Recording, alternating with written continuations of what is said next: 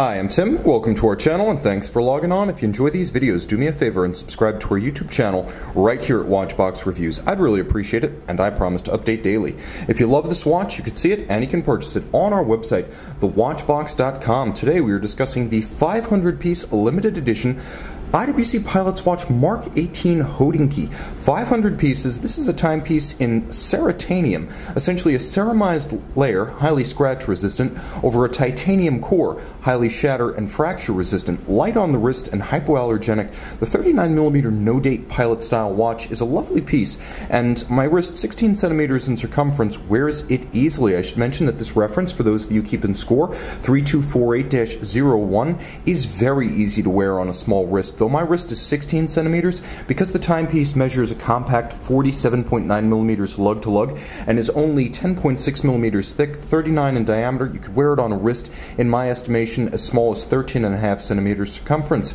20mm the spacing between the lugs, but Hodinkee stuck the landing, perhaps I should say, by fitting a lovely embossed calfskin. Now this is a fashion IWC has been doing for a few years.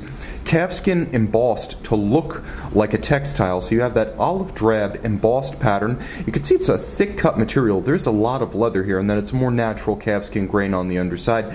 This is an area where it could have fallen apart. If they'd simply given us a PVD blackened titanium buckle, it would have aged out of step with the case. Instead, this is a ceratanium buckle to match the ceratanium case, so the same shatter resistance and scratch resistance in turn.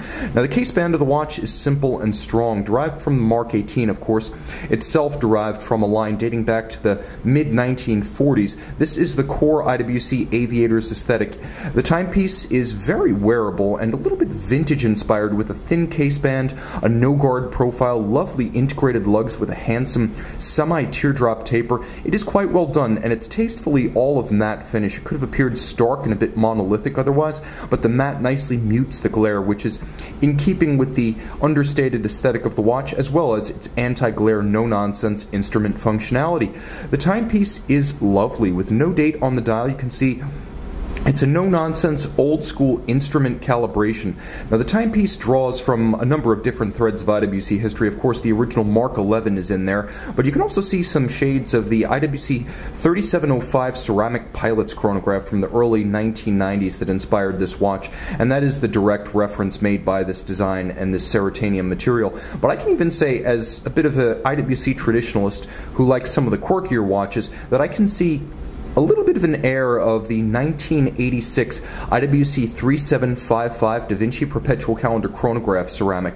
That's a weird one and a wild one, and this watch, unintentionally, is also a nod to that. The dial, no-nonsense, black matte base with white on black printing, and you can see it's calibrated a little bit like a analog flight deck instrument. You can see that there is a fauxtina look here, and while I don't normally like fauxtina in principle, I do like it when it's a handsome complementary color, and this watch is crying out for just a little bit of color to soften its image, and the ecru coloration of the Luminova works well here. A bob counterweighted needle seconds hand, the screw down crown, and the screwed in case back, endowing the watch with 60 meters of water resistance, so it is swimmable. You're going to want to put it on a textile strap, a true textile strap, but it is swimmable. Soft iron cage inside, making it anti-magnetic, and of course it's got a blowout protection system, so if you're in a cockpit that explosively decompresses, you're not going to blow out the seals or the crystal of the watch.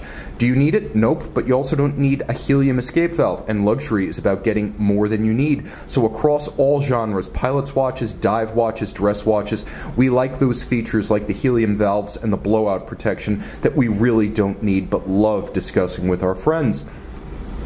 Inside, it's a Sellita SW300 doing business as the IWC 35100. So it's basically a Sellita SW300 automatic winding bidirectional 4 Hz beat rate stop seconds.